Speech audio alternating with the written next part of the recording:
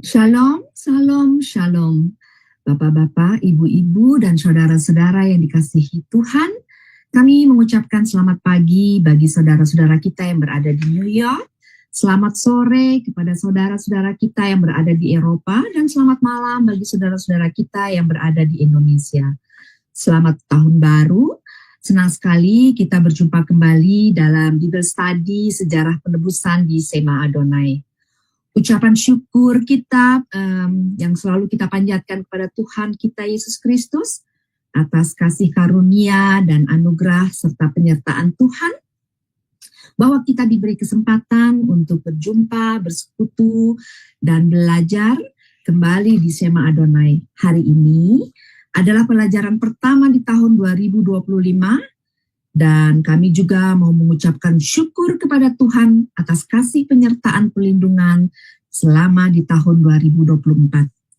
Tema pelajaran firman hari ini adalah pembelajaran kelanjutan dari pembelajaran bulan lalu atau tahun lalu, tahun 2024, sekaligus pembelajaran terakhir buku ketiga dari sejarah penebusan dengan judul Resume Kehidupan Daud, seorang yang berkenan di hatiku dan melakukan kehendakku, yang diambil dari buku sejarah penebusan seri ketiga, ditulis oleh pendeta Abraham Park, Dr. Ministry, suatu penyusunan dan penyampaian sistematis pertama di sepanjang sejarah dunia.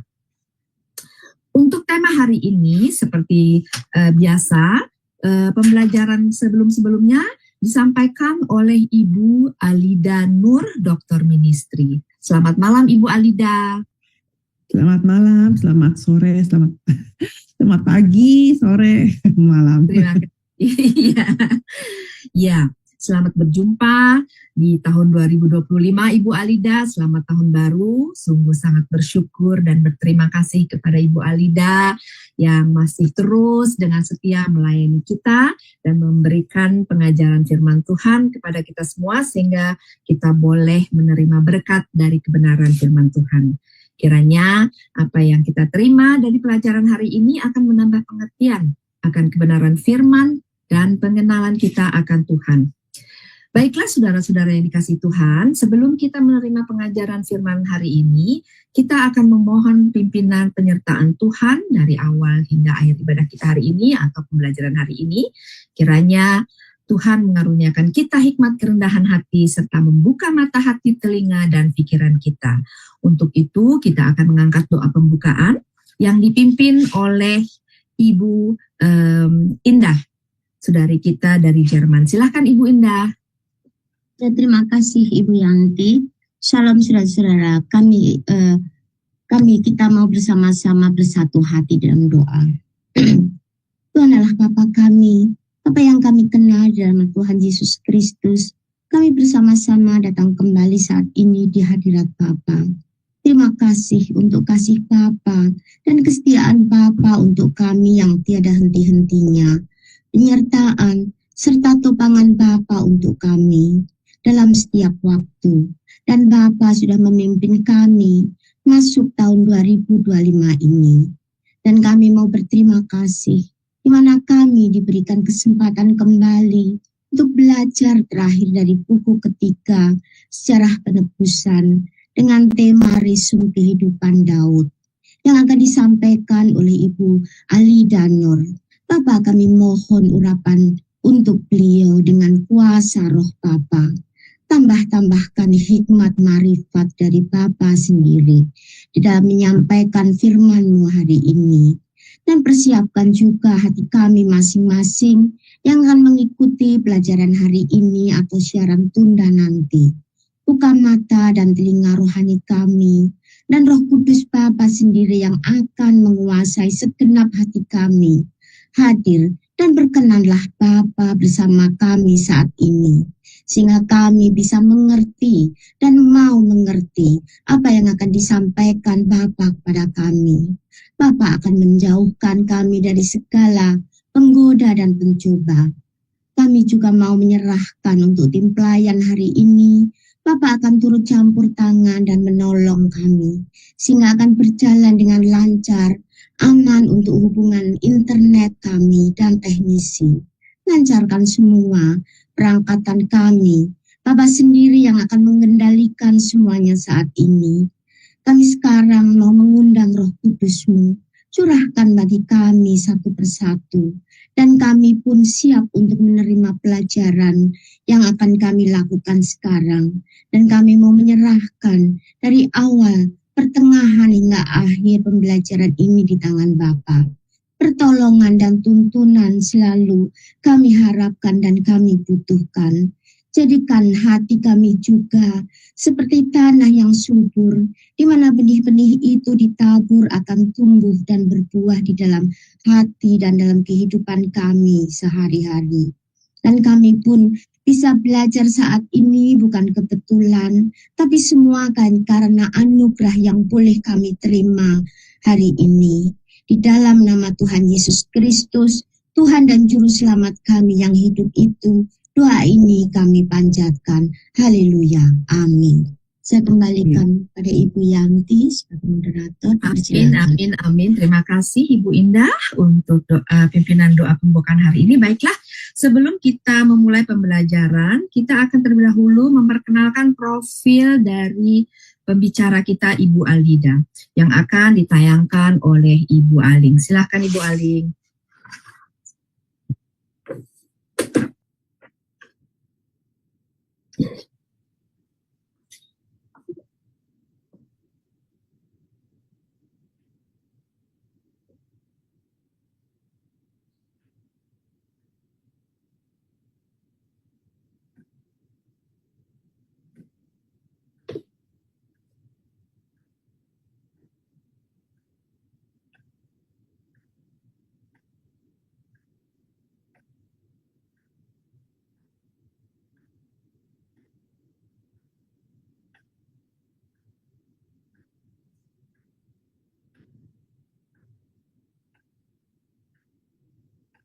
Oh, maaf Bapak Ibu, mungkin ada kendala dari jaringan. Ya, maaf ya, saya terpental. Oke, saya ulang ya. Sebentar. Ya, terima kasih Bu Aling.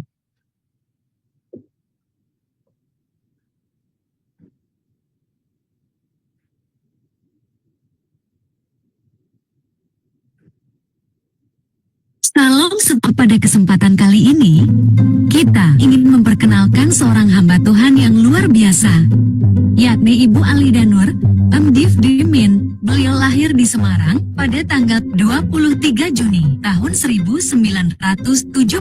Ibu Alida telah menikah dan dikaruniai 3 orang anak serta 1 orang cucu. Pendidikan.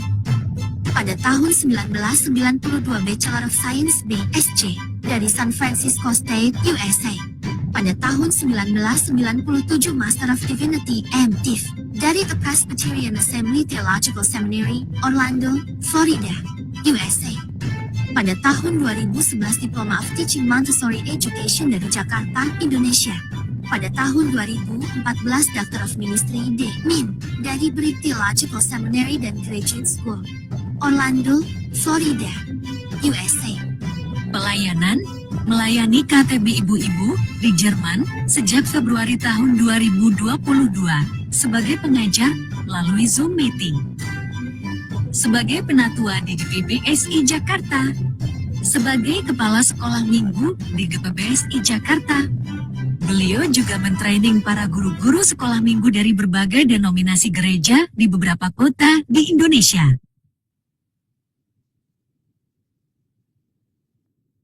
Ya, terima kasih Bu Aling. Itu adalah profil dari pengajar kita Ibu Alida Nur. Baiklah saudara-saudara yang dikasihi Tuhan, kita akan memulai pembelajaran kita hari ini. Nanti yang akan membantu Ibu Alida dalam pembacaan firman Tuhan adalah Ibu Dewi. Untuk Ibu Alida, waktu dan tempat kami persilakan. Baik.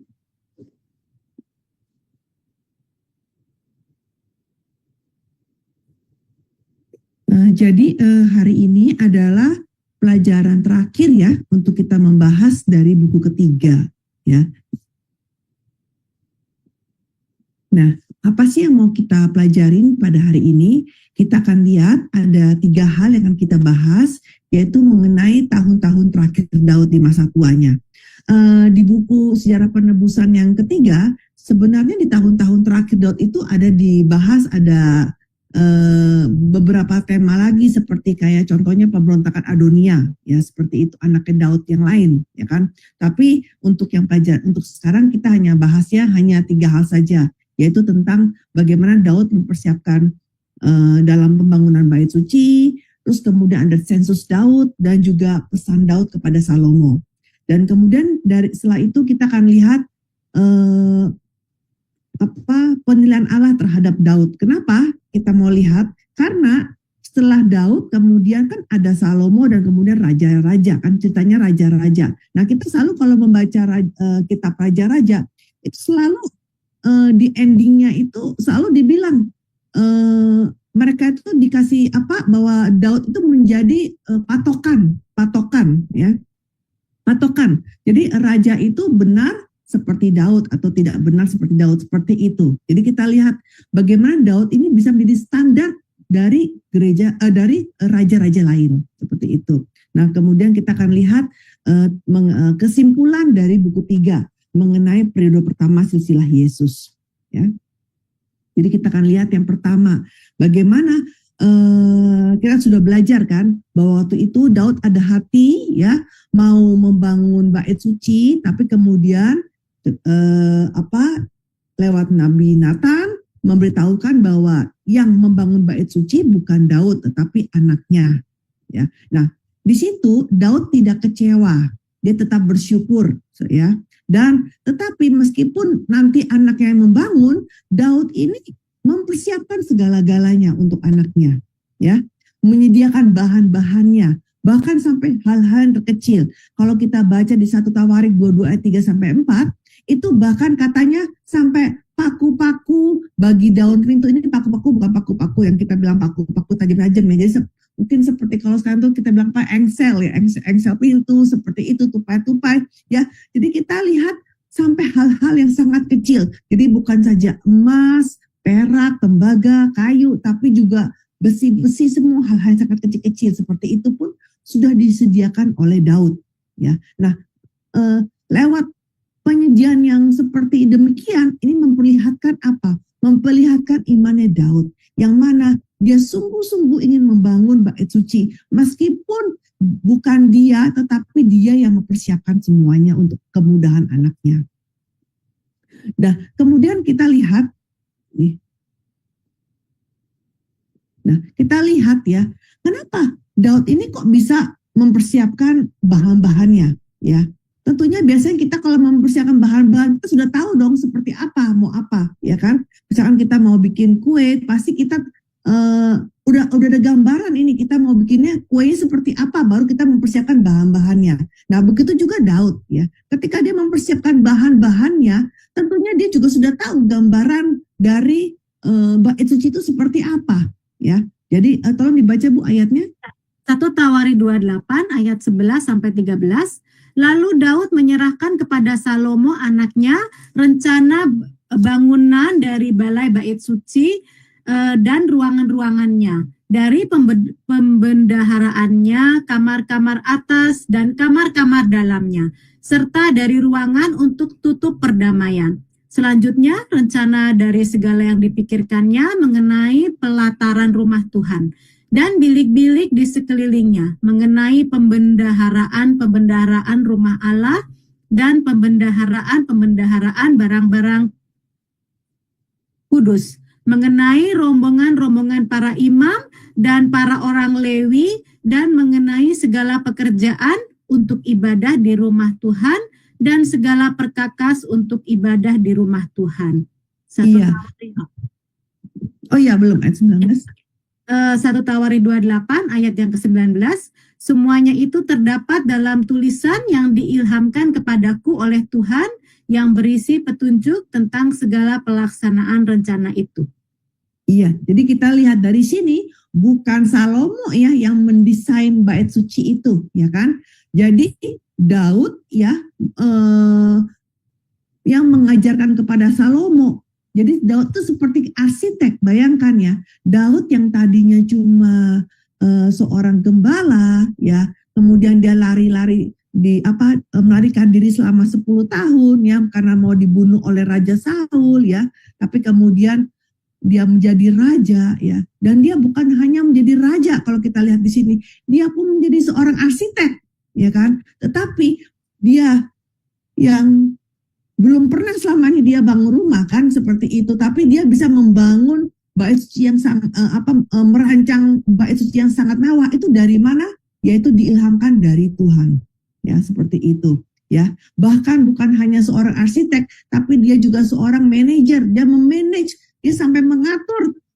Jadi meskipun bait sucinya belum dibangun, dia sudah merancang bangunannya, bentuknya ya. Nanti setelah itu siapa-siapa aja, ini kan dibilang mengenai rombongan-rombongan para imam. Jadi istilahnya seperti kayak divisi-divisi. Kan kalau membuat suatu perusahaan ada divisi-divisi ya, divisi A, divisi B. Itu jadi Daud mengajarkan sedemikian rupa sehingga sangat memudahkan bagi Salomo nanti di kemudian hari. Seperti itu. Tetapi semuanya ini bukan karena Daudnya pintar, tetapi karena diilhamkan oleh Tuhan. Ya, dan kemudian yang nomor 2, selain dia mempersiapkan bahan-bahannya, dikatakan bahwa dia menyediakannya juga dengan sangat-sangat banyak dan dengan segenap kemampuan. Tolong dibaca ayatnya, Bu. Ya, 1 Tawari 29 ayat 2, dengan segenap kemampuan aku telah mengadakan persediaan untuk rumah Allahku, yakni emas untuk barang-barang emas, perak untuk barang-barang perak, tembaga untuk barang-barang tembaga, besi untuk barang-barang besi, dan kayu untuk barang-barang kayu, batu permata shoham dan permata tahanan, batu hitam dan batu permata yang berwarna-warna, dan segala macam batu mahal-mahal dan sangat banyak kualam. Iya, luar biasa ya. Jadi bayangkan Daud sudah menyediakan semuanya ya, seperti itu ya. Dikatakan dengan segenap kemampuan ya. Dan selain itu bukan hanya dengan uang dari uang negaranya ya, tapi juga bahkan Daud memberikan persembahan dari uangnya sendiri, seperti itu. Saya bacakan ayat ini, 1 Tawarik 29 ayat 3, lagi pula, jadi ini maksudnya dan kemudian ya, oleh karena cintaku kepada rumah Allahku, maka sebagai tambahan pada segala yang telah kusediakan bagi rumah kudus, aku dengan ini memberikan kepada rumah Allahku dari emas dan perak kepunyaanku sendiri. Ya. Jadi ibaratnya kayak misalkan presiden mau membangun sebuah bangunan yang sangat mewah pakai uang negara plus pakai uang dia pribadi, seperti itu. Ya. Nah, dengan melihat bahwa Daud memakai uang pribadi dia, maka para pemimpin-pemimpin yang di bawahnya sampai dengan rakyat melihat itu ya, dan akhirnya mereka juga ikut-ikut memberikan persembahan dengan tulus hati sehingga sampai membludak saking banyaknya ya persediaannya seperti itu ya. Dan juga di sini Daud bilang apa di 1 Tawarik 22 ayat 14, sesungguhnya sekalipun dalam kesusahan aku telah menyediakan untuk rumah Tuhan itu ya. Jadi dia bilang apa? Menyediakannya dalam kesusahan. Apa itu dalam kesusahan? Ya, ini kalau di zamannya Daud itu menunjukkan penderitaan karena perang terus. Karena zamannya Daud adalah zaman perang terus gitu. Jadi seperti itu. Dan setiap kali menang dia mengumpulkan jarahan. Ya, jadi lewat kesusahan ini apa? Mempertaruhkan hidupnya. Ya, seperti itu. Ya, mungkin kalau zaman sekarang orang tua bekerja keras untuk sekolah anak-anaknya sampai kurang tidur ya, kurang makan ya, seperti itu. Itu namanya berjerih payah, seperti itu ya. Nah, kemudian kita lihat Daud dan rakyat sambil memberikan persembahan yang begitu sangat banyak ya, mereka sudah melakukan apa? Mereka sudah melakukan peresmian. Kan kehabisan itu adalah peresmian. Nah, biasanya kalau peresmian itu bangunannya sudah ada dulu baru diresmikan. Tapi ini tidak. Bahkan sudah dilakukan peresmian, pentahbisan pembangunan bait suci sebelum bait sucinya itu dibangun. Ya, dan mereka juga kemudian melakukan korban-korban sembelihan dan sangat banyak. Kalau kita baca itu ayat di 1 Tawarik 29, 21-22, juga nggak kalah banyaknya seperti bukan kan kalau Salomo juga dibilangin 1000 ekor bla bla bla, 1000 ekor bla bla. Daud juga sama 1000 bla bla bla, 1000 bla bla. Itu juga sangat banyak. Ya sangat-sangat berlimpah. Ya. Nah, kemudian kita lihat yang kedua adalah sensus Daud. Jadi di dalam masa tua Daud itu Daud melakukan sensus. Nah, sensus ini sebenarnya sebelum saya membaca buku ketiga, saya juga kadang dilema. Kenapa dilema? Saya tidak mengerti ya. Kadang-kadang ada dua ayat yang sepertinya bertabrakan seperti itu.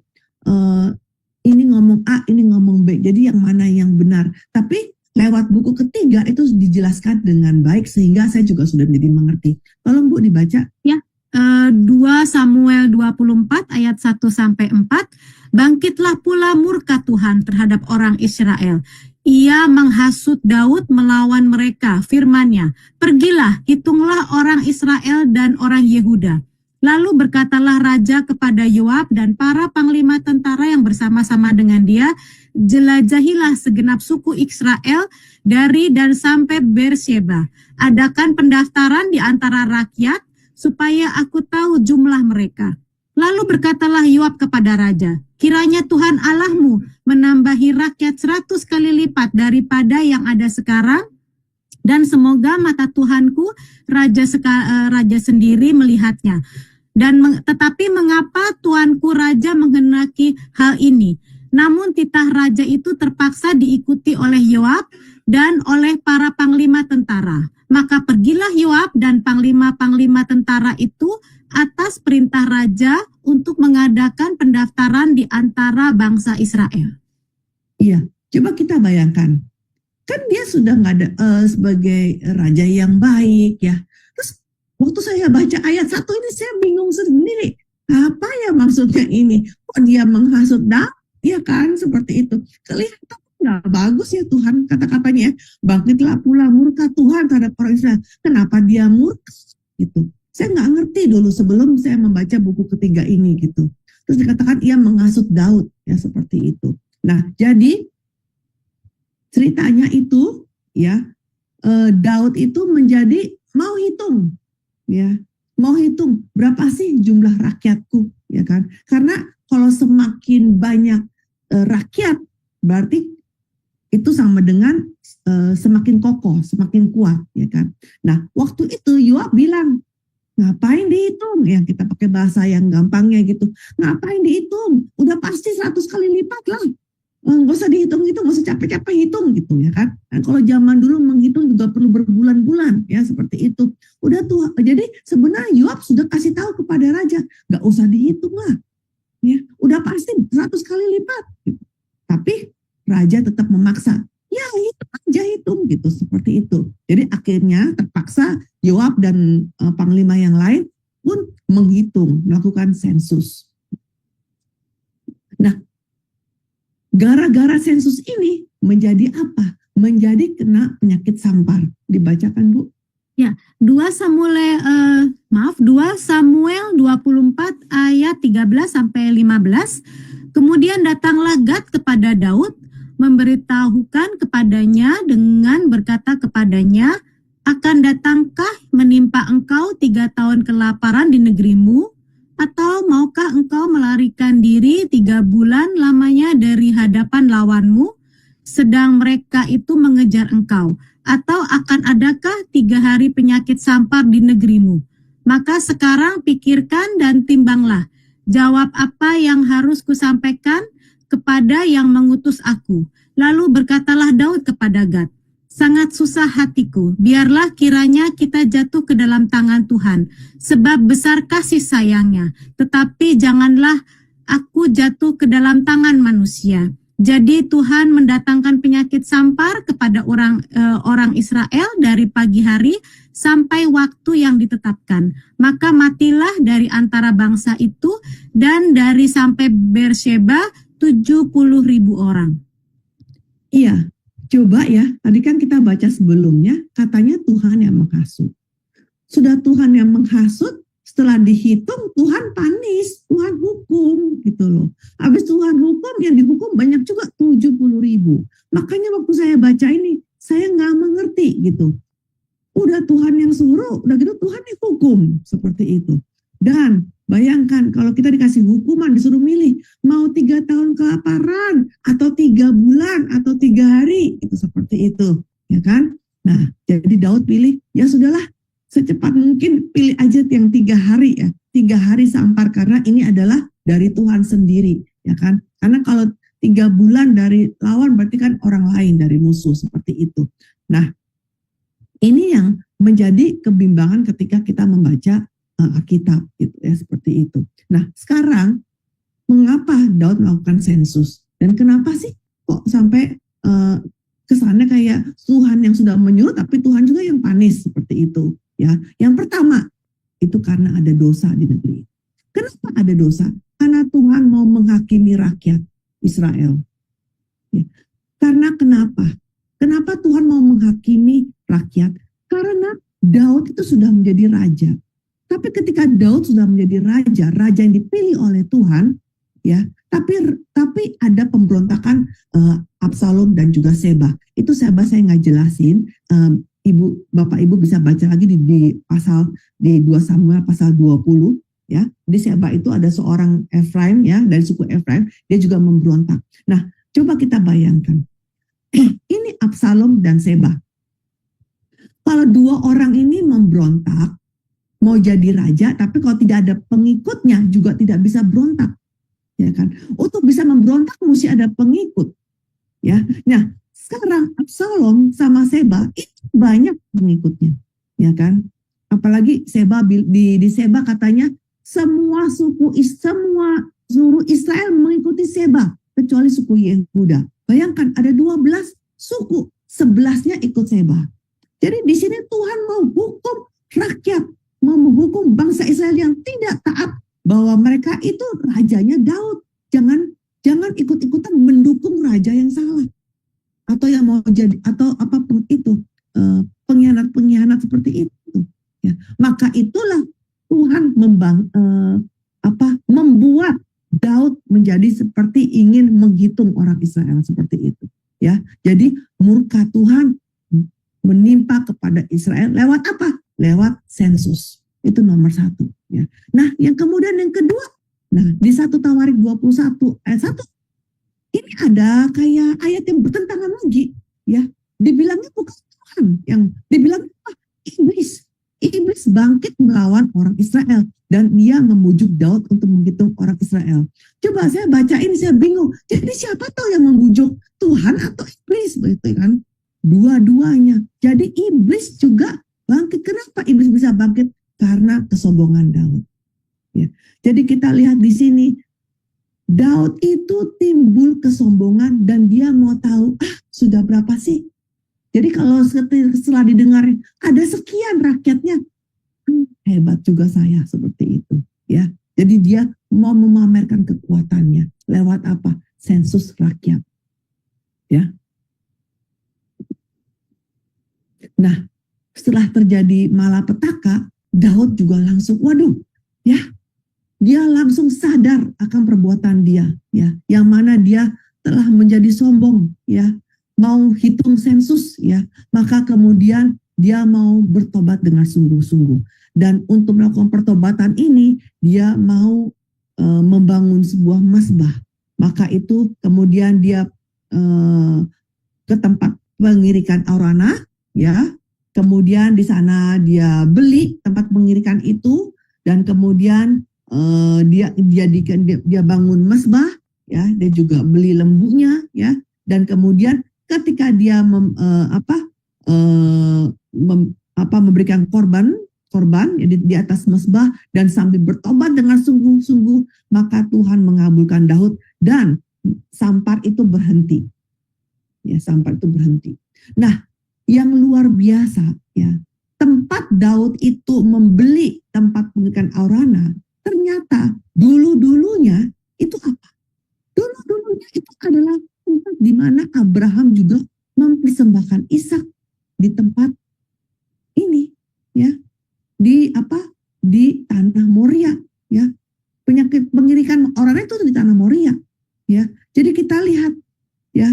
Jadi di dalam nantinya, ya, tempat pengirikan meninggalkan Orana, tempat Daud bertobat itu nantinya oleh Raja Salomo itu adalah tempat dia membangun bait suci.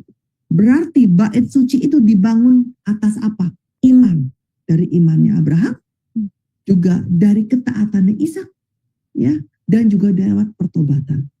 Hari ini juga sama. Setiap gereja yang benar, ya, itu pasti didirikan oleh siapa? Ketika didirikan oleh para pendiri-pendiri gereja, ya, pasti dengan lewat apa?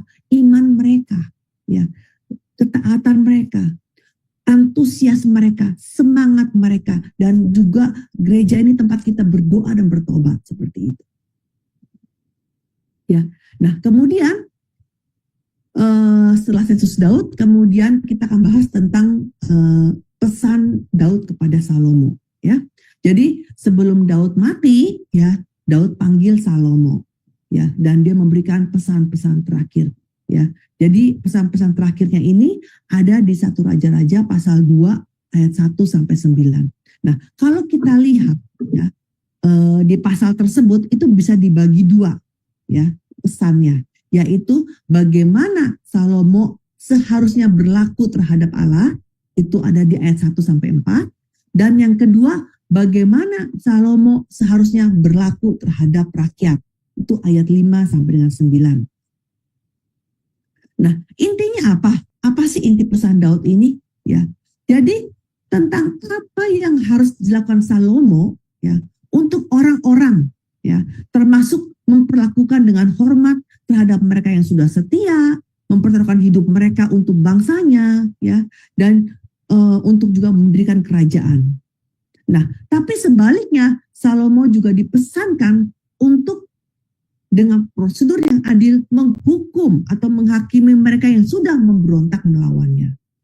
Ya, jadi pesan Daud ini, ya, juga tentunya pesan juga untuk kita yang hidup di akhir zaman. Ya, apa sih pesan Daud kepada Salomo? Kita lihat. Yang pertama, Daud berpesan apa? Aku ini akan menempuh jalan segala yang fana. Maka kuatkanlah hatimu dan berlakulah seperti laki-laki. Jadi suruh apa? Suruh seperti laki-laki. Maksudnya apa? Salomo juga laki-laki. Kan kalau laki-laki itu kan menyimbolkan keberanian, ya, kekuatan, ya, seperti itu. Ya, maka kenapa dia bisa memberikan nasihat? Ayo berlaku ya seperti laki-laki. Ya, kuatkan hatimu. Karena Daud ingat ketika dia melawan Goliat, ya, dia bisa punya keberanian melawan raksasa Goliat itu karena apa? Karena iman dia. Ya, iman yang percaya kepada Tuhan, yang memberikan kekuatan kepada dia, yang memberikan keberanian kepada dia. Jadi lewat iman yang kuat dan keberanian ini adalah pelajaran yang penting. Ya, jadi lewat Daud itu melawan Goliat, ini menjadi pengalaman hidup dia. Pengalaman hidup dia bagaimana dengan iman yang kuat bisa mengalahkan musuh seperti itu. Jadi lewat pengalaman yang luar biasa ini, Daud mau memberikan nasihat kepada Salomo untuk menjadi seperti dia. Ya, jadi ketika kita percaya kepada Tuhan, ya, bahwa Tuhan itu bersama kita, menyertai kita, maka kita pun juga memiliki keberanian, memiliki kegigihan, ya, dalam menjalankan pekerjaan, memiliki semangat untuk melakukan pekerjaan, ya, dan percaya bahwa kita pasti dapat menyelesaikan tugas yang diberikan kepada Tuhan. Dan kemudian yang kedua, Daud berpesan kepada Salomo untuk menjaga firman Tuhan. Tolong dibaca ayatnya, Bu, Ya. Dewi. 1 Raja-Raja 2 ayat 3, lakukanlah kewajibanmu dengan setia terhadap Tuhan Allahmu dengan hidup menurut jalan yang ditunjukkannya dan dengan tetap mengikuti segala ketetapan, perintah, peraturan, dan ketentuannya seperti yang tertulis dalam hukum Musa, supaya engkau beruntung dalam segala yang kau lakukan dan dalam segala yang kau tuju. Iya, jadi ya maksudnya apa? Ya, yang pertama, kamu sudah punya tugas dan kewajiban, lakukan itu dengan segenap hati, ya. Lakukan karena kamu punya tanggung jawab yang sudah dipercayakan kepada Tuhan. Itu nomor 1. Kemudian yang kedua, Daud memberitakan apa? untuk taat kepada firman Tuhan. Ya, taat sepenuhnya. Apa itu? Ya, ketetapan Tuhan, perintah, peraturan dan ketentuan semuanya. Ya, seperti itu. Nah, kenapa sih kok Daud bilang kamu harus jaga firman Tuhan ya? Kenapa? Bagaimana dia lupa dan tidak menjaga firman Tuhan, dan dia itu melakukan dosa persinahan dengan Batsyeba, dia juga bunuh suaminya, dan gara-gara itu sehingga dia menjadi sengsara, gara-gara itu sehingga jadi dia melarikan diri dari pemberontakan Absalom, seperti itu ya. Dan terus menjadi sejak masalah Batsyeba ini ya, jadi datang terus gitu masalah seperti itu. Jadi dari sini Daud membeli pengalaman, aduh ya, betapa pentingnya menjaga firman Tuhan. Jadi Daud itu benar-benar ngajar Salomo, jangan seperti dia gitu ya. Karena kenapa? Kalau kamu menjaga firman Tuhan, maka kamu akan berhasil ya. Cuma sayangnya di akhir kehidupan Salomo ya, dia tidak pesan-pesan terakhir Daud itu, sehingga dia pada akhirnya dia juga menyembah berhala ya dari perempuan-perempuan kafir yang dikawinin dia ya. Kemudian yang ketiga, Daud berpesan supaya Salomo hidup di hadapan Allah dalam kebenaran. Dibaca ayatnya. 1 Raja-Raja 2 ayat yang keempat, dan supaya Tuhan menepati janji yang diucapkannya tentang aku, yakni jika anak-anakmu laki-laki tetap hidup di hadapanku dengan setia. Terjemahan bahasa Inggris, in truth, dalam kebenaran, dengan segenap hati, dan dengan segenap jiwa, maka keturunanmu takkan terputus dari tahta kerajaan Israel. Iya, jadi kata setia di sini sebenarnya tulus ikhlas ya dalam kebenaran ya. Jadi Daud berpesan ya supaya Salomo itu menjaga tingkah laku dia ya. Jadi bukan hanya teori saja ya. Ibaratnya iman itu harus disertai dengan perbuatan ya, bukan hanya teori di kepala, tetapi juga tingkah lakunya juga harus sama seperti itu. Jadi dalam kebenaran, itu kebenaran ya, segenap hati dan segenap jiwa ya. Jadi sama, kita pun juga haruslah hidup di hadapan Tuhan dengan mengabdikan seluruh hati dan seluruh jiwa kita. Ya. Nah, sekarang kita lihat poin yang kedua adalah penilaian Allah terhadap Daud ya. Jadi semua kita sudah belajar kan mengenai buku ketiga, adegan-adegan cerita Daud kita sudah belajar ya, dan kita sudah lihat ya bahwa ternyata dalam hidup Daud juga banyak juga melakukan kesalahan ya seperti itu. Tapi kita mau lihat apa sih penilaian Allah terhadap Daud ya, itu ada 4 ayat yang menyatakan menilai Daud. Yang pertama, Allah mengakui bahwa Daud telah hidup menurut jalan Allah dan telah menjaga segala ketetapan dan perintahnya. Dibaca Ibu ayatnya. 1 Raja-Raja 13 ayat yang ke-14, dan jika engkau hidup menurut jalan yang kutunjukkan dan tetap mengikuti segala ketetapan dan perintahku sama seperti ayahmu Daud, maka aku akan memperpanjang umurmu. Iya, jadi di sini kalau kita baca ayatnya, ayat itu ceritanya itu ini raja-raja ya. Jadi raja-raja itu ya,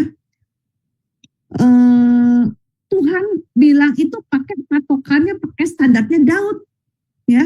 Jadi dia bilang ya, kalau kamu hidup menurut jalan yang kutunjukkan dan tetap mengikuti segala ketetapan dan perintahku sama seperti ayahmu Daud, maka aku akan mempanjang umur. Berarti Daud itu selalu menjaga ketetapan dan perintah dia ya. Padahal kita tahu Daud nggak mengikuti segala ketetapan dan perintahnya ya, ya kan?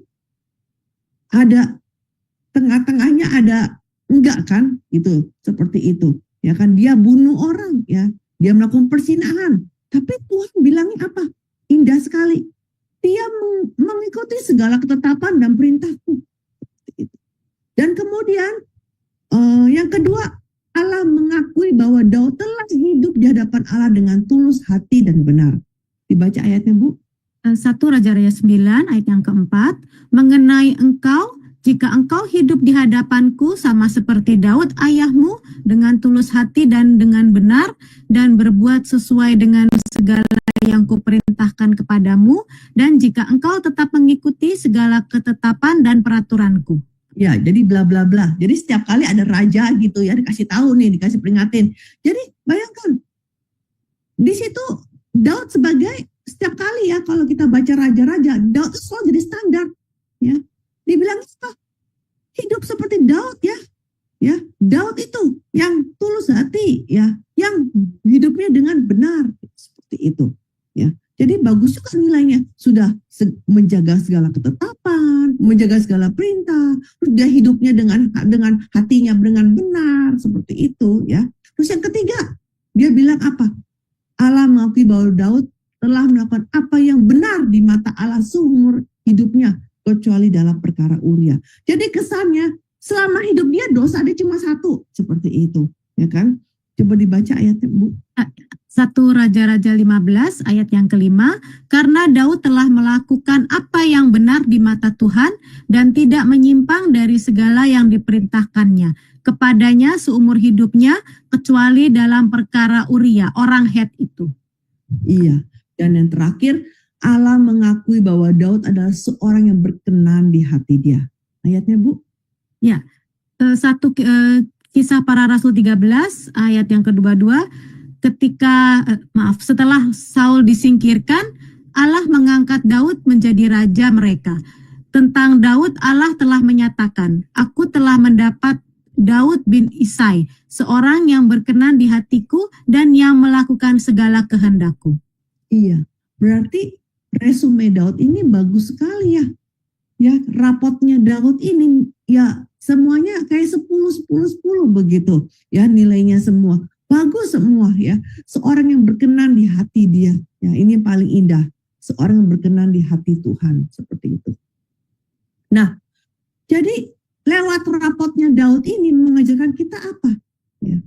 Meskipun Daud itu melakukan banyak kesalahan, ya, Allah tuh tetap mengasihi Daud, tetap merangkul Daud, ya, mengampuni semua kesalahannya Daud, membuang semua dosa-dosa dia itu dibuang ke belakang, ke punggung dan tidak dilihat lagi. Jadi dosa-dosa itu tidak diingat lagi. Jadi yang diingat apa? Yang diingat cuma yang bagus-bagus, yaitu bagaimana Daud telah menjaga ketetapan dan perintahnya dengan setia di sepanjang hidupnya. Ini hanya Tuhan yang bisa lakukan. Kita sendiri nggak bisa lakukan. Kita sama pasangan hidup kita, apa kita bisa mengingat hanya yang baik? Nggak bisa. Ya. Kita sama pasangan hidup kita juga pasti keingat hal-hal yang kita nggak suka sama dia, hal-hal yang pahit dari perbuatan mungkin dari pasangan hidup kita, kesalahan-kesalahan dia, kita ingat terus kan, malah yang salah lebih diingat daripada yang benar seperti itu. Tapi Tuhan luar biasa, hanya Tuhan yang bisa seperti ini, yang tidak mengingat kesalahan manusia, ya, yang bisa melupakan dan hanya melihat yang baiknya saja seperti itu. Jadi Daud ini punya rapotnya bagus sekali, itu juga karena hanya kasih karunia, ya. Karena apa? Ya karena Tuhan sendiri yang nggak mau lihat kesalahannya Daud seperti itu, ya. Dan Daud ini menjadi apa? Teladan, ya, teladan, ya, dan menjadi standar, ya, penurunan raja-raja, ya. Jadi setiap kali itu di ending dibilang apa? Kalau Allah mau meneraja, ia berkata, bla bla bla bla, ya, misalkan si A, si B itu rajanya melakukan apa yang benar di mata Tuhan seperti Daud bapak leluhurnya. Tapi kalau raja itu tidak benar, maka dia bilang si bla bla bla bla hidup dalam segala dosa yang telah dilakukan ayahnya sebelumnya, dan ia tidak dengan sepenuh hati berpaut kepada Tuhan Allahnya seperti Daud moyangnya. Jadi Daud itu terus dijadikan sebagai standar, menjadi teladan, ya, bagi raja-raja berikutnya. Itu. Ya. Nah, orang yang berkenan di hati Tuhan itu kita lihat lewat kehidupan Daud bukanlah orang yang sempurna sama sekali. Ya, bahkan mungkin sampai kita ke surga pun, ya, sampai kita dipanggil Tuhan pun ya mungkin kita tidak akan bisa melakukan orang menjadi sempurna seperti itu. Tapi apa? Meskipun kita tidak sempurna, tapi harus ada buah pertobatan. Buah pertobatan yang sungguh-sungguh ya. Ketika kita melakukan kesalahan dan kita bertobat dengan sungguh-sungguh, maka Tuhan tip-ek lagi, maka Tuhan hapus lagi semua. Tuhan gak mau ingat lagi semua dosa itu. Jadi yang Tuhan menilai rapot kita itu hanya yang ketika kita hidup dengan baik, ketika kita hidup sesuai dengan firman Tuhan.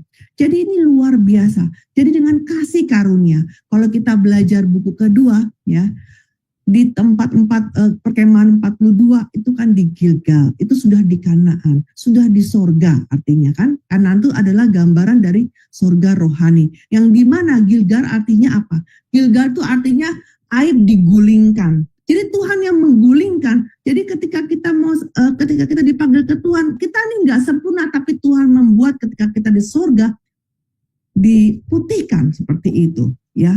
Dibuang semua aib kita seperti itu, ya. Jadi meskipun kita siapapun yang ada di dalam Zoom ini ya, siapapun, kita ini bukan orang sempurna ya, seperti itu. Kalau dilihat-lihat kita banyak kesalahannya di sini, di sana, di situ seperti itu, ya. Tapi cuma satu, ketika kita bertobat dengan sungguh-sungguh, ya, maka Tuhan akan menghapuskan dosa kita dan menganggap kita sebagai orang benar. Dan kita pun bisa menjadi seperti Daud, mendapat nilai rapot yang baik. Seperti itu. Lewat apa? Darah Yesus Kristus. Ya. Dan kita itu menjadi orang-orang yang sangat-sangat diberkati. Karena kenapa? Karena dosa kita ditutupi. Ya, kita menjadi orang yang paling bahagia ketika dosa kita ditutupi. Ya, coba kita bayangkan saja kalau kita ini melakukan kesalahan ya sama orang tua, terus orang tua bilang, dia nggak mau lihat dosa anaknya seperti itu, maka kita rasanya plong sekali kan hidup kita ya, rasanya papa mama sudah mengampuni kita. Begitu juga mungkin bukan hanya hubungan antara orang tua dan anak, mungkin juga antara suami istri ya, ketika salah satu pasangan melakukan kesalahan yang sangat besar, tapi kemudian pasangannya bilang apa? Aku sudah ampuni, tapi kamu jangan ngulang lagi, seperti itu. Kita pun jadi hatinya jadi plong seperti itu, ya. Jadi rasanya berbahagia, ya. Ya seperti Mazmur Daud ini, ya. Berbahagialah orang yang diampuni pelanggarannya, yang dosanya ditutupi, ya. Berbahagialah manusia yang kesalahannya tidak diperhitungkan Tuhan dan yang tidak berjiwa penipu. Bayangkan kita saja manusia. Kalau kita ada orang tuh yang nggak pernah ngitung-ngitung kesalahan orang lain, itu kalau kita punya dosa, terus orang lain tuh nggak ngitung-ngitung kesalahan kita senang sekali kan, gitu. Kita happy gitu. Nah, apalagi ini dosa yang nggak dihitung seperti itu. Tetapi ya, bagi yang menyembunyikan pelanggaran, yang menyembunyikan dosa, itu tidak akan bahagia. Ya, tidak akan tenang, tidak ada damai, dan tidak ada keberhasilan dalam hidupnya. Ya, menjadi beban, membuat menjadi stres seperti itu. Ya, dan kita lihat, ya, orang yang hatinya jahat, percuma juga berdoa, ya, capek-capek berdoa, karena Tuhan nggak mau mendengar doa dia. Ya, karena apa? Ketika berdoa pun hatinya, niatnya pun jahat. Tuhan sudah tahu kan? Mazmur 66 ayat 18 saya bacakan, seandainya ada niat jahat dalam hatiku, tentulah Tuhan tidak mau mendengar. Jadi sebelum kita itu gagal ditolak oleh Allah ya di hari akhir, jadi mari kita bercermin, kita introspeksi ya, supaya kita itu hidupnya lebih baik di tahun 2025 ini ya. Kita dibaca ayatnya. Ya. 2 Korintus 13 ayat yang kelima, ujilah dirimu sendiri, apakah kamu tetap tegak di dalam iman, selidikilah dirimu, apakah kamu tidak yakin akan dirimu bahwa Kristus Yesus ada di dalam diri kamu, sebab jika tidak demikian kamu tidak tahan uji. Ya. Jadi uji ini kalau dalam bahasa Inggris itu udah didiskualifikasi ya, ditolak sama Tuhan seperti itu ya kan ya. Jadi dilihat kamu introspeksi diri kita, ya. Ini sekarang kita sudah buka lembaran baru. Yang tahun 2024 sudah nggak usah diomongin lagi. Kita sudah tutup semuanya. Kita sudah melakukan doa pertobatan waktu di akhir tahun. Jadi kita mulai lagi dengan lembaran yang baru di tahun 2025 dan kita harus lewat pelajaran hari ini ya, supaya kita itu bisa menjalani kehidupan yang lebih baik daripada tahun 2024. Supaya kalau ibaratnya kita punya nilai rapot kita itu mungkin dulunya tahun 2024 dapat nilai 6, 7, sekarang harus dapatnya 8, 9 seperti itu. Lebih baik ya, seperti itu. Ya. Nah, kemudian kesimpulan. Jadi kita lihat kesimpulan dari buku 3 ini. Kan buku 3 ini judulnya apa? Pelita Perjanjian yang terpadamkan. Nah, ini membahas apa? Membahas mengenai 14 generasi atau periode pertama dari silsilah Yesus Kristus yang ada di Matius pasal 1. Ya, kan di Matius pasal 1 itu kan cerita mengenai silsilah Yesus. Ya, silsilah Yesus itu ada 3 periode ya. Yang mana periode pertama ada 14 orang, periode kedua ada 14 orang, periode ketiga 14 orang lagi. Ya, jadi 14 orang pertama ini itu oleh pendeta Abraham Pak yang menulis buku ketiga. Ini pertama kali dalam sepanjang sejarah dunia. Ya, tentang periode pertama ini. Ada apa di dalam periode pertama ini sehingga ini menjadi tesis yang pertama di sepanjang sejarah dunia. Kita lihat. Yang pertama, di dalam silsilah Yesus Kristus ini menekankan pilihan kedaulatan Tuhan. Karena kenapa? Ishak, Yakub, Yehuda, Peres, Ram itu bukan anak sulung.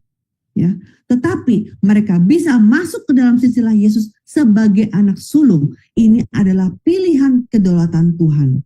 Ya, jadi pendeta Abraham Pak memberitahukan, ya, mengajarkan kepada kita apa sih alasannya kok nama-nama ini ada di dalam silsilah Yesus. Jadi dia kasih tahu ini bukan anak sulung, tetapi adalah pilihan kedaulatan Tuhan. Jadi kita lihat bahwa penyelamatan kita pun, ya, sampai kita ke surga bukan karena jasa kita, bukan karena materi ataupun kekuasaan atau nama baik kita. Bukan kemampuan kita, tapi hanya berdasarkan kasih karunia kedaulatan Tuhan. Kenapa? Karena kita bukan manusia yang sempurna. Ya. Kemudian yang kedua, kita lihat bahwa di dalam silsilah Yesus itu aneh sekali. Di dalam periode pertama ada nama perempuan. Ya, karena kenapa? Di zamannya Yesus itu, zaman perjanjian lama juga tidak dihitung. Ya, perempuan tidak dihitung, tidak dianggap. Nah, tetapi di dalam silsilah Yesus ada nama perempuan di dalam silsilah. Dan kemudian lagi yang lebih mengherankan, perempuan ini bukan perempuan-perempuan orang Israel, tapi mereka adalah perempuan-perempuan bangsa lain. Ya, ya. Jadi ini ceritanya Yesus ini mix, ya, keluarganya dari mix, bukan dari satu negara. Ya, kalau kita bilang seperti itu, ya. Allah memasukkan nama-nama perempuan kafir itu ada di dalam Matius pasal 1 di ayat 3 dan ayat 5. Kita lihat Tamar, Rahab itu perempuan Kanaan dan Rut adalah perempuan Moab, ya. Ini mengajarkan apa? Jadi kenapa sih Tuhan mencantumkan mereka di dalam silsilah Yesus? Ini mau kasih tahu bahwa di dalam penyelamatan Yesus Kristus itu tidak ada diskriminasi. Semua orang, agama bangsa apapun dia, backgroundnya apapun, itu dapat menjadi orang benar dalam iman. Itu ayatnya Roma 3 ayat 22, pasal 10 ayat 11 sampai 13. Jadi lewat di dalam silsilah Yesus dengan mencantumkan nama perempuan itu sepertinya sudah ada hint, udah ada petunjuk bahwa sebenarnya Yesus Kristus itu sudah bukan juru selamat bagi hanya orang Israel, tapi juga juru selamat bagi semua orang. Ya, semua orang kudus yang menerima Yesus Kristus di dalam iman. Jadi sebagai juru selamat bagi semua orang, Tetapi khususnya siapa? Khususnya orang-orang menerima Yesus Kristus sebagai dengan iman, ya, sebagai juru selamat, yang mengakui Yesus sebagai juru selamat. Nah, itu akan dianugerahkan kasih karunia dan menerima keselamatan. Dan yang kemudian yang ketiga, ya, silsilah Yesus ini mau menyaksikan apa? Bahwa iman yang hidup adalah tumpuan terpenting yang menggenapi penyelenggaraan sejarah penebusan. Kita lihat 3 perempuan yang muncul ini kenapa bisa masuk ke dalam silsilah Yesus? Itu karena mereka semua punya iman-iman yang luar biasa, yang hebat, yang menyambungkan jalan kedatangan Yesus Kristus. Karena Yesus ini hampir-hampir tidak bisa dilahirkan karena dari generasi ke generasi, hampir-hampir putus generasinya. Tapi lewat ketiga orang ini, ketiga perempuan ini yang mempertaruhkan nyawa mereka, sehingga jadinya tersambung lagi. Sehingga Yesus Kristus bisa lahir. Contohnya kita lihat si Tamar. Ya. Tamar ini sebenarnya kalau di mata dunia melakukan perbuatan yang sangat memalukan. Karena dia berhubungan. Dia berdandan seperti seorang pelacur. Ya. Kemudian dia berhubungan intim dengan dengan mertuanya. Seperti itu. Ya kan? Kalau di mata dunia, ya sangat tidak bagus kan. Tetapi ternyata Tamar ini demi apa? Demi untuk meneruskan garis keturunan Yehuda. Ya, bayangkan. Kalau Yehuda tidak dengan Tamar, maka sudah terputus. Habis Yehuda, udah. Nggak ada anak, nggak ada garis, nggak ada nggak punya keturunan. Ya sehingga tidak bisa dilahirkan. Dan Yesus nggak bisa lahir. Ya. Apalagi dikatakan bahwa Yesus harus datang dari suku Yehuda, ya. Tapi Yehuda sendiri nggak punya anak, bagaimana bisa lahir? Jadi lewat Tamar maka silsilah Yesus Kristus bisa dilanjutkan. Ya. Kemudian Rahab, kita lihat si Rahab ini. Rahab juga sebenarnya dia juga sama. Ya, kalau ini benar-benar pelacur beneran, ya bukan pura-pura jadi pelacur, ya. Ya, Rahab ini adalah warga negara Yeriko, ya. Tapi dia itu malah menyembunyikan musuh negaranya. Ya. Jadi bagi orang dunia ya tidak baik ini Rahab ini, ya, menyembunyikan spion mata-mata dari negara lain seperti itu. Tapi Tuhan bilang apa? Dia mengakui imannya Rahab, ya. Seperti itu, ya. Dan karena Rahab juga percaya kepada Tuhan Israel, ya. Jadi Rahab itu nggak pernah ketemu dengan orang Israel, tetapi gosip-gosip, cerita-cerita, ya, mengenai betapa hebatnya. Jadi ketika Tuhan itu memberikan 10 tulah di Mesir, kan dikatakan bahwa dia memberikan tulah supaya semua orang di dunia mengetahui bahwa akulah yang berkuasa seperti itu, ya kan? Akulah Tuhan yang benar seperti itu.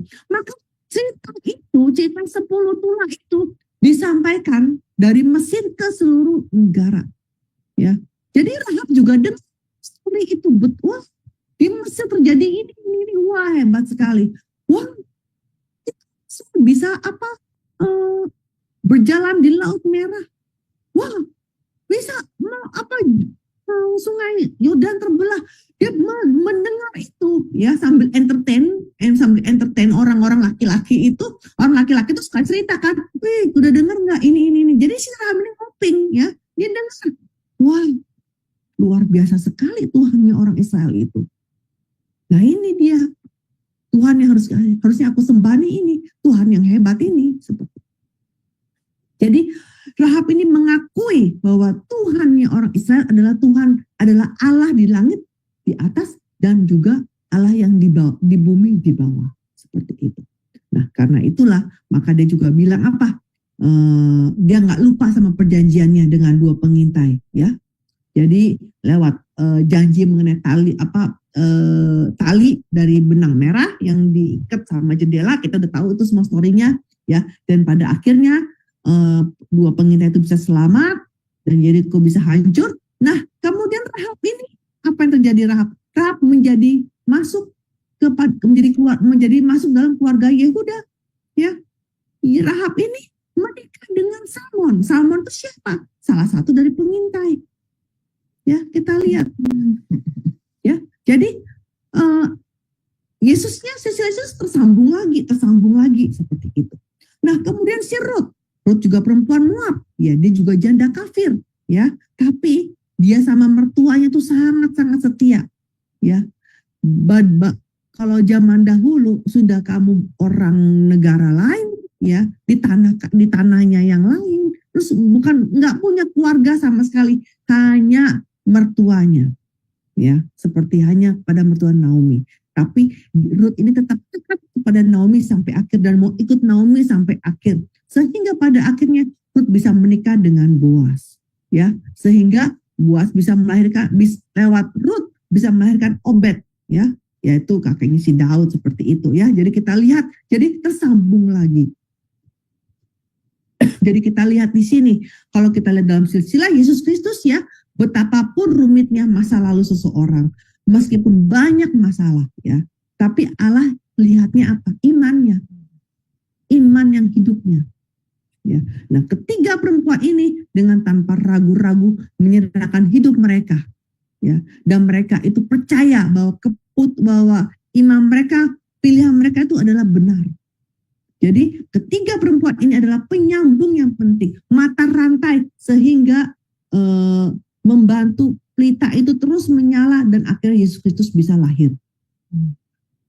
Ya. Kemudian poin yang keempat apa? Silsilah Yesus Kristus memproklamirkan, yaitu bahwa Yesus Kristus adalah penggenap perjanjian dengan Abraham dan juga Daud. Ya, jadi kita lihat ketika kita baca perjanjian lama, dibuka jeda Kejadian 1 ayat 1, proklamirnya apa? Pada mulanya Allah menciptakan langit dan bumi. Dan kita buka Perjanjian baru, Matius 1 ayat 1 dibukanya apa? Inilah buku silsilah Yesus Kristus anak Daud, anak Daud. Jadi proklamasi Mesias, jadi ini nyambung, ya. Jadi Yesus Kristus ini adalah Mesias, ya, yang mana yang telah dijanjikan kepada Abraham dan juga Daud. Ini kita sudah belajar kan perjanjian Abraham dan Daud, ya. Ini hanya pengulangan, ya, hanya pengulangan. Jadi kesimpulan dari pelajaran hari ini apa? Periode pertama di dalam silsilah Yesus Kristus dimulai dengan Abraham dan berakhir dengan Daud. Kenapa? Karena Allah sudah membuat perjanjian dengan mereka. Ya, jadi perjanjian itu seperti pelita. Ya, pelita yang dinyalakan Allah, karena gelap kemudian ada pelita. Ya. Jadi karena ada pelita, maka hampir-hampir padam pelitanya, tapi kemudian nyala lagi. Ya, hampir-hampir putus silsilah itu, tapi kemudian ada lagi. Ya, tolong dibaca Ibu ayatnya. 2 Tawarikh 21 ayat yang ke-7. Namun demikian Tuhan tidak mau memusnahkan keluarga Daud oleh karena perjanjian yang diikatnya dengan Daud, sesuai dengan yang dijanjikannya bahwa ia hendak memberikan keturunan, dalam terjemahan bahasa Inggris Lamb, kepadanya dan kepada anak-anaknya untuk selama-lamanya.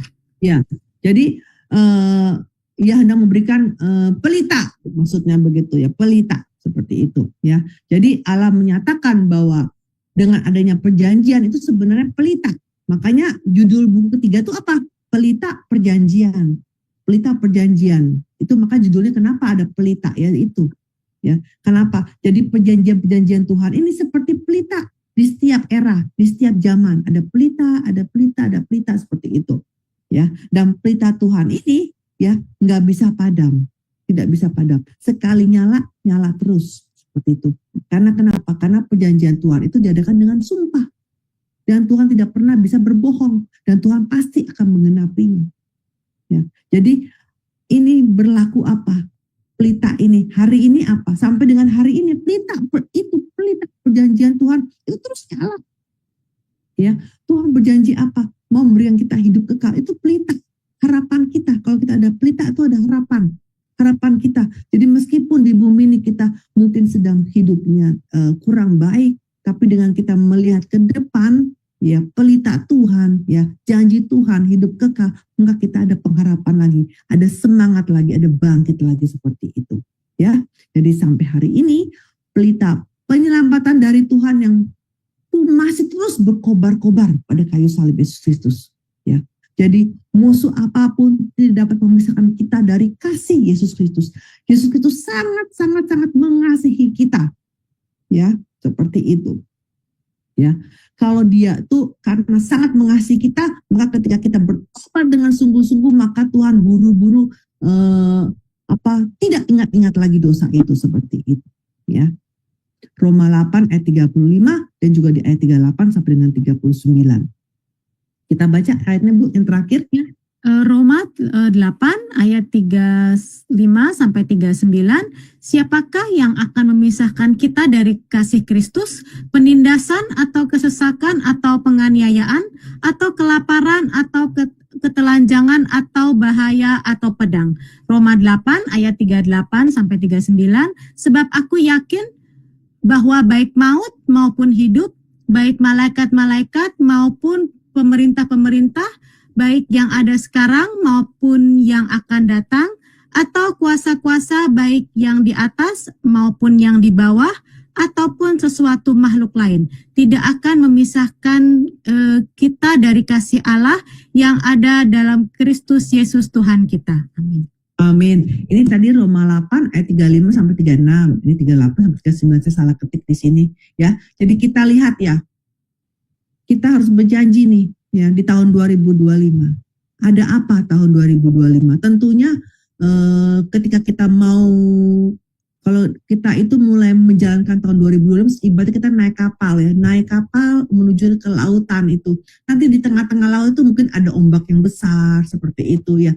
Ada apa? Ada penganiayaan, kelaparan, ketelanjangan, bahaya atau pedang. Terus kita harus ingat, kita harus pegang Yesus Kristus itu, yaitu sebagai pelita kita. Ya, kalau kita lihat pelita, kita hanya terus maju seperti itu ke depan, seperti itu ya. Maka nggak ada yang bisa memisahkan kita dari kasih Tuhan. Ya, jadi kita ingat gereja ataupun jemaat ya yang sangat mengasihi Tuhan ya, yang memegang pelita perjanjian itu pasti akan menang ya. Kita pasti bisa melawan kekuatan kegelapan itu. Amin. Ya, pelajaran hari ini sudah selesai. Apakah ada pertanyaan? Saya kembalikan dulu kepada Ibu siapa? Ibu Dewi ya? Bukan Ibu Yanti Krans. Yanti ya. Iya, amin. Terima kasih untuk pembelajaran hari ini, Ibu Alida. Kiranya pembelajaran firman yang kita dapat hari ini boleh tumbuh dan berakar di dalam hati kita, dan kita praktekkan dalam kehidupan kita sehari-hari, berpedoman kepada kehidupan Daud tentunya. Pelajaran firman yang baru saja kita terima tidak hanya untuk didengar, akan tetapi harus dilakukan dalam kehidupan kita sehari-hari. Mari kita membangun iman kita yang telah dikaruniakan Allah kepada kita seperti Daud yang memiliki iman yang kuat dengan segenap hati dan tidak lupa bahwa pelita Tuhan selalu menerangi jalan kita dan kita harus dapat melihat terus kepada pelita tersebut.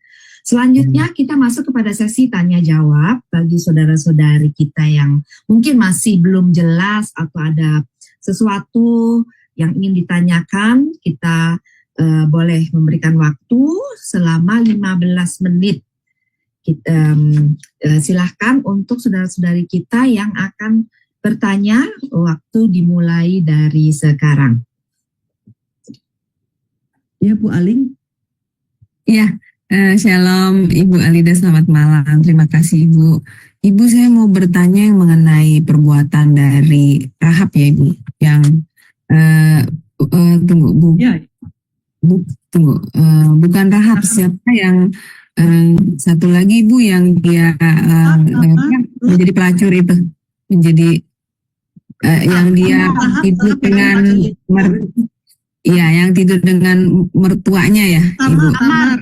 Iya, Tamar. Nah, kan perbuatan Tamar itu kan Bu adalah sebenarnya kalau menurut hukum Taurat ya, Ibu Alida, kan dia berarti melacurkan diri itu perbuatan yang perzinahan ya, Ibu ya. Dan ya menurut hukum Taurat itu kan Itu kalau menurut hukum Taurat biasanya itu di zaman PL itu dirajam dengan batu. Nah, yang menjadi pertanyaan saya, perbuatan tamar itu kan sebenarnya tidak benar ya Ibu. Tetapi dia melakukan itu kan untuk melanjutkan silsilah dari keturunan Yesus ya Ibu ya. Nah, yang saya mau tanyakan adalah begini Ibu. Bagi Tuhan perbuatan tamar itu kan dibenarkan, artinya dibenarkan ya Ibu ya. Ya, Nah, bahkan sampai Yehuda saja ketika dia melihat siapa yang menghamili Tamar gitu ya, sampai-sampai Yehuda pun juga bertobat kan. Yehuda juga bertobat. Kenapa? Karena dia tiba-tiba dia sadar gitu loh ya. Kenapa? Karena dia tidak memberikan anaknya kepada Tamar ya. Karena anak yang pertama mati, yang kedua mati, seperti itu ya kan. Yang ketiga ini dia nggak mau kasih karena dia pikir kayaknya Tamar ini bawa bosya gitu ya, jadinya nggak mau seperti itu, ya kan? Nah, jadi sampai yang udah bilang kamu lebih benar, ya kan, seperti itu.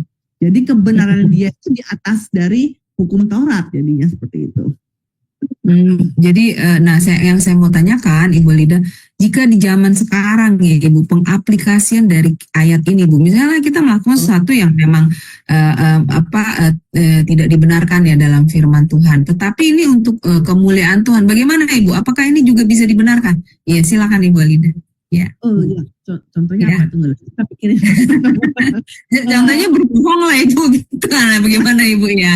Berbohong yang paling mudah ya, bagaimana? Tapi kita berbohongnya untuk kemuliaan Tuhan. Nah, bagaimana Ibu? Di mata Tuhan itu bagaimana Ibu? Iya, silakan. Berbohong untuk kemuliaan Tuhan. Ya, sebenarnya kan berbohong itu kan yang paling gampang contohnya itu Bu. Kan padahal berbohong itu kan nggak boleh ya Ibu menurut firman Tuhan ya kan. Nah, tetapi seseorang itu melakukan berbohong tapi untuk kemuliaan Tuhan, tujuannya sama seperti kisah Tamar. Saya ambil contohnya ini saja kalau kata berbohong. Apa ya gitu kan. Contohnya nih, kan ada dikatakan di Efesus bahwa kita harus menghormati orang tua, ya kan? Ya. Menghormati orang tua ya kan. Saya rasa itu jangankan hukum Taurat, kita sekarang pun kita perintahnya itu kan menghormati orang tua, bahkan di semua agama bilang menghormati orang tua ya kan. Tetapi kalau kita lihat lagi di Efesus dikatakan apa? Menghormati orang tua dalam Tuhan ya kan. Jadi dalam Tuhan maksudnya apa? Jadi misalkan kita sama orang tua kita, tapi orang tua kita tidak senang kita belajar firman Tuhan karena memang tua kita bukan agamanya, bukan yang percaya kepada Tuhan Yesus. Ya kan? Tetapi sepertinya kita jadinya tidak sayang sama orang tua. Jadi sepertinya kita tinggali orang tua di hari Minggu. Katanya hormat sama orang tua, sayang sama orang tua, tidak ngurusin orang tua di hari Minggu karena mau pergi ke gereja. Seperti itu. Tetapi kita juga harus lihat ya, ketika kita mau pergi ke gereja ya, misalnya kita ngomong orang tua yang udah kakek nenek ya, kita ngomong gitu ya kan, dan juga menjadi alasan aku nggak mau ngurusin orang tua karena aku mau pergi ke gereja, sehingga itu menjadi batu sandungan ya kan. Jadi misalkan kakek nenekku sudah tua, oh bye-bye ya, aku hari Minggu mau ke gereja, begitu kan. Gerejanya lebih penting gitu daripada itu. Karena papa mama nggak mau ke gereja, maksudnya melarang. Tapi ya bukan begitu juga kali, tentu kita mempersiapkan makanan juga buat papa mama, yang orang tua kita tua, mengurus mereka. Mau nggak mau kita bangun lebih pagi, seperti itu ya kan. Yang mungkin kita ngurusin orang lain kita 1 jam selesai, tapi karena kita mau ngurusin orang lain yang di rumah, mau nggak mau kita berapa jam sebelumnya sudah diurusin. Jadi ketika kita pergi meninggalkan, itu pun juga dengan baik gitu, seperti itu, tidak menjadi batu sandungan gitu, seperti itu. Dan meskipun orang tuanya itu tidak senang, tapi tetap kita ya tentu ya, kalau secara itu kita pasti doakan juga, tapi tetap kita kasih tahu terus seperti itu. Dan kita jangan namanya itu kalau kita bilang batu sandungan, membuat mereka menjadi lebih gelap lagi seperti itu. berarti Jadi- pengaplikasiannya seperti itu ya Bu ya. Iya. Ini pernah terjadi dalam salah satu teman saya, sekarang dia udah jadi penatua juga ya, karena tinggal sama ibu mertua luar biasa yang ibu mertua. Nah iya benar Ibu Ya kan? mertua. Ibu Iya. mertuanya itu memang gak punya agama gitu kan, jadi dia karena emang ibu mertuanya jago masak gitu kan, jadi dia masak gitu kan, dan dia setiap kali makan dia berdoa, setiap kali berdoa sambil dimarahin caci maki, gitu ngomong kasar gitu kan, lu doa apa gue yang masakin gitu, ngomong sampai kayak begitu banget gitu. Gitu kan, stres banget sih memang waktu itu kan, tetapi dia juga bilang iya tapi kan kayak kita ngomongnya manis gitu kan, iya tapi kan mama masak tapi kan juga mama juga diberkati dari mana, bisa beli daging, bisa beli sayur ya kan dari Tuhan juga, jadi nggak dibalas sampai saus-sausan jadi bikin tambah panas seperti itu. Sampai pada akhirnya mertua yang seperti itu evilnya seperti itu ya, itu kira bisa calm down juga seperti itu, tapi harus dengan seperti itu. Iya baik, saya paham. Terima kasih Mbak Alida untuk pencerahannya. Tuhan berkati. Ya, saya kembalikan kepada Ibu Yanti. Nah, tadi ada komentar dari Pak Budi sebentar apa? Oh ya ini. Apa ini? Bukan atau belum sengaja, sebentar. Saya bacain ya. Kita harus menghormati orang tua dalam Tuhan. Bagaimana kalau tidak segera semangat, bukan tetap harus kita doakan.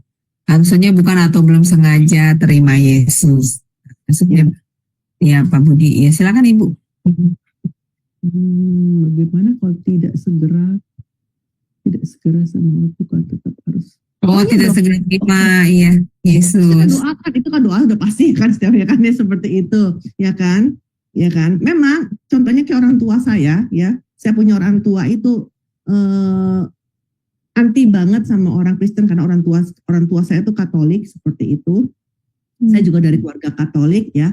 Jadi ketika saya pindah ke Kristen itu mereka tidak senang, dan tiap hari Minggu kan, kalau Minggu sore setelah bergereja saya pasti datang ke rumah orang tua ya kan, karena rumahnya agak jauh. Jadi saya hanya berkunjung itu seminggu sekali setiap Minggu sore ya kan, seperti itu. Nah, jadi nggak enak juga gitu kalau pembicaranya kadang-kadang nyakitin juga gitu orang tua gitu kan. Dan kalau tiba-tiba ada kasus misalkan itu pendeta ngambil uang atau pendetanya nyeleweng sama itu, tuh kamu jadi kayaknya satu rusak, jadi semuanya rusak, seluruh gereja Kristen rusak, kesannya seperti itu ya kan. Nah jadi kesannya seperti itu, tetapi saya terus berdoa ya kan, karena kalau saya mulai nginjilin udahlah kamu jangan orang tua nggak mau dengar. Tapi saya sangat sungguh bersyukur ya di dalam akhir hidup mereka itu pada akhirnya doa saya dikabulkan ya. Jadi mereka berdua itu ketika mau sakit kan, pasti orang tua ujung-ujung sebelum meninggal pasti sakit kan, seperti itu dibaptis oleh pendeta saya seperti itu, dan mau percaya Tuhan Yesus, dan itu sangat luar biasa. Jadi mungkin berarti doa saya itu dikabulkan gitu, walaupun bertahun-tahun gitu, seperti itu gitu kan. Itu sih, jadi doa ya ada waktunya gitu. Nah kapan dia mau ya kita tidak tahu, tapi kan waktunya setelah genap waktunya seperti itu. Berarti waktunya itu ya mungkin dia hanya 1 bulan sebelum meninggal gitu kan, seperti itu. Tapi tetap tekun ya Ibu, terus didoakan. Iya. Waktunya nanti Tuhan yang menentukan. Iya. Ya. Ada ini Pak Aaron. Pak Aaron, Oh iya. half truth maksudnya apa Pak Aaron? Silahkan Pak Aaron. Oh ya, shalom ya. Half truth itu berarti kebenaran setengah ya, atau bahasa lainnya seperti contoh white lie atau berbohong. Jadi pertanyaan saya begini Bu ya, kalau kita melihat silsilah Yesus pada 14 generasi pertama, emang saya sangat setuju, emang bisa kita katakan mengerikan, bahkan sangat bobrok ya leluhur-leluhurnya. Tetapi yang saya ingin fokuskan adalah Rahab, di mana kalau kita melihat dari luar seolah-olah dia berdiri di 2 kaki itu ya Bu ya, di mana jika orang Kanaan menang ya pasti dia selamat, jika orang Israel menang, orang Yahudi menang, dia juga selamat gitu, dan dia melakukan cerdas juga ya kalau gitu ya. Iya benar kan? Ya ini adalah sangat polemik ya, bisa kita katakan sangat polemik, apalagi kalau Tamar tadi seolah-olah mengangkatkan kembali kelakuan Sodom itu ya kan. Tetapi bukan Tamar, Rahab. Ini kita ngomong Yeriko ya. Bukan Tamar kan berhubungan dengan Yehuda kan, mertuanya sama seperti yang dilakukan oleh Sodom ya, mengungkit atau mengangkat kembali. Kalau Rahab itu seolah-olah dua kaki. Jadi pertanyaan saya, apakah bisa kita seolah-olah di posisi Rahab untuk merangkul? Karena di dalam gereja Barat mengatakan budaya gereja jangan ada budaya, tetapi budaya ada dalam gereja. Di mana kita merangkul orang menggunakan budaya yang bisa kita katakan seolah-olah bertentangan, tetapi untuk merangkul mereka, dan apabila kita dapat rangkul baru kita pisahkan. Itu pertanyaan saya. Dan apakah kita bisa juga untuk melakukan white lie atau half truth gitu? Ya, half truth untuk sekarang. Oke, itu aja pertanyaan saya. Tuhan Yesus memberkati.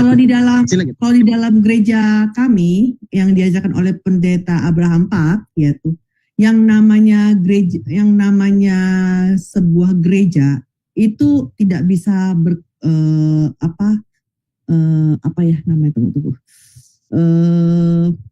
tunggu bahasanya itu bertolak belakang Alkitab. Berkompromi. Berkompromi. Ya. Gereja itu tidak boleh berkompromi, ya kan? Dengan alasan mau merangkul, itu paling tidak boleh. Kenapa? Karena kalau berkompromi sudah tidak sesuai dengan Alkitab, ya. Jadi karena yang dilihat oleh Tuhan bukan sebuah gereja itu bukan dilihat sukses itu bukan dilihat dari jumlah orang jemaat, ya kan? Bukan dilihat itu. Di mata Tuhan gereja itu sukses itu bukan kamu jemaatnya 10.000, kamu jemaatnya cuma 100 gitu.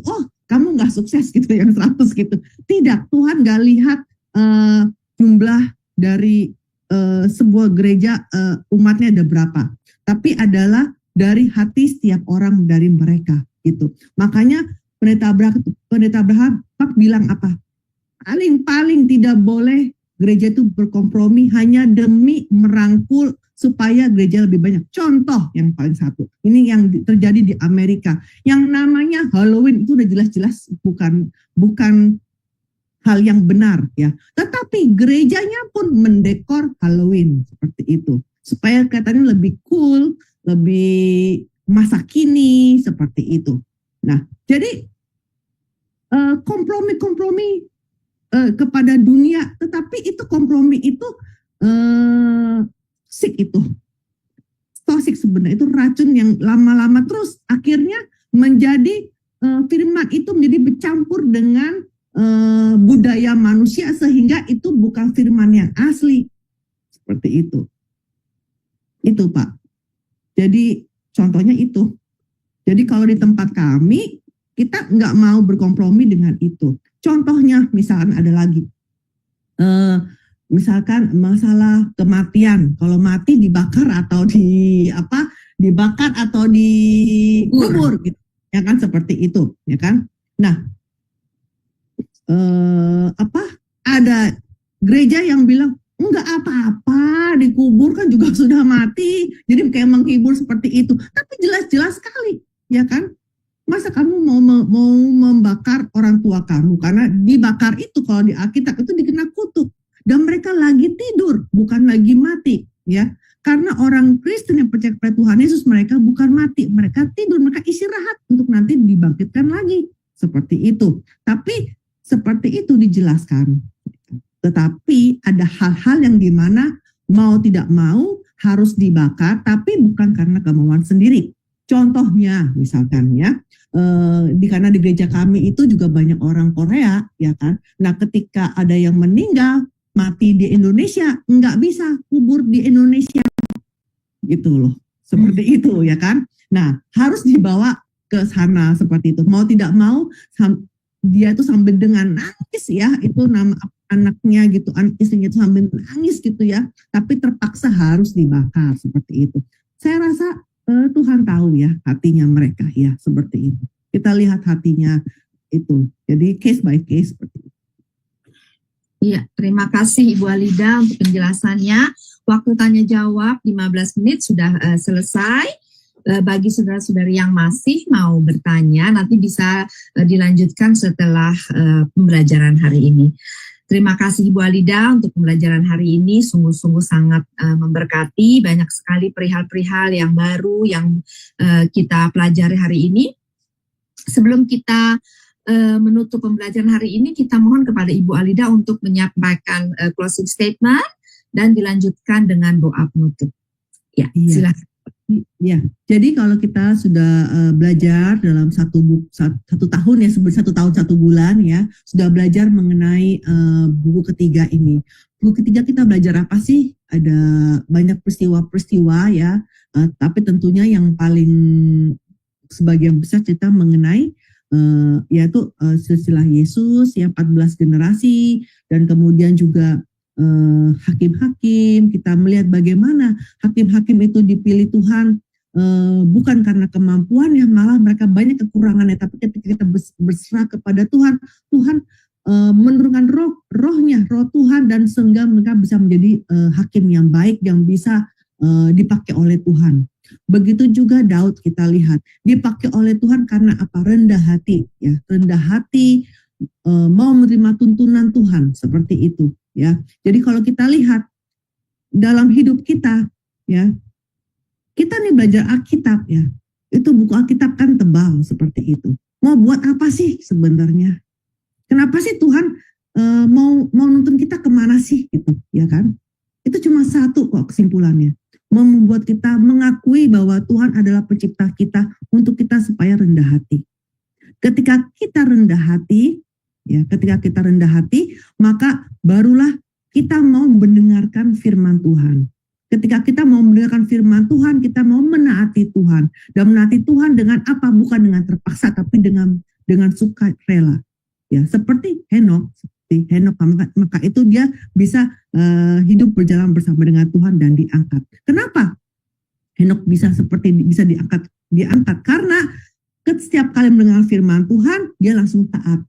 Mendengarkan firman Tuhan yang berikutnya, dia langsung taat, seperti itu, ya kan? Nah, jadi sama juga ketika Daud rendah hati menerima tuntunan Tuhan, maka Tuhan pun juga berkenan kepada Daud, seperti itu. Nah, hari ini juga sama, ya. Kita mau belajar, kita mau punya nilai rapot yang baik seperti Daud, ya kan? Sudah pasti kita nggak bisa sempurna, sudah pasti kita juga banyak aib-aibnya, tapi kita juga jangan menjadi seperti lintah yang menyedot darah Yesus, yang nanti aja aku ngadain doa tobat, toh juga aku bisa doa tobat. Itu namanya lintah.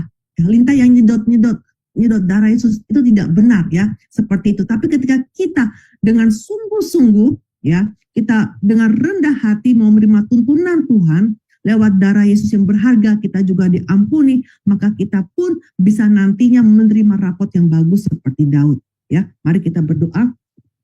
Allah Bapa yang ada di sorga, kami sangat-sangat sungguh bersyukur ya Bapa, karena Bapa telah mengirimkan Yesus Kristus ke dunia ini untuk menebus kami yang tidak layak ini Bapa. Bapa, biarlah kiranya di tahun 2025 ini Bapa, kami ingin berketetapan hati untuk bisa hidup sesuai dengan firman Tuhan. Bapa, biarlah kiranya pesan-pesan Daud kepada Salomo ini terukir di hati kami ya, dengan dalam, supaya kami bisa menaatinya dengan baik, supaya kami bisa menaatinya dengan setia dan juga dengan sukacita, supaya ada kegembiraan, ada damai yang sejati Bapak, sehingga pada akhirnya kami pun bisa menerima berkat seperti Daud, yang mana dipanggil oleh Tuhan adalah orang yang berkenan di hati Allah.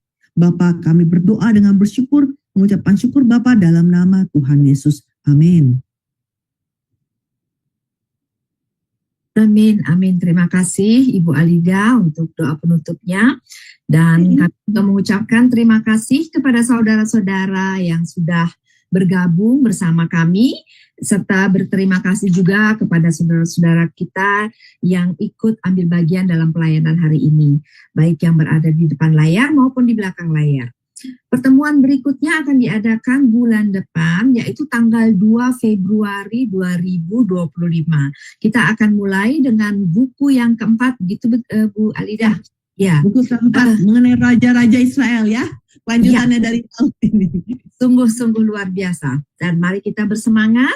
Waktunya masih tetap seperti hari ini, yaitu jam 21 waktu Indonesia Barat, jam 9 pagi waktu New York, dan jam 3 sore waktu Jerman sekitarnya. Terima kasih untuk kebersamaannya. Terima kasih Ibu Alida, dan terima kasih untuk saudara-saudara sekalian yang sudah bergabung. Kita kembali di bulan Februari untuk meneruskan pembelajaran. Jangan sampai ketinggalan. Tuhan Yesus memberkati dan shalom.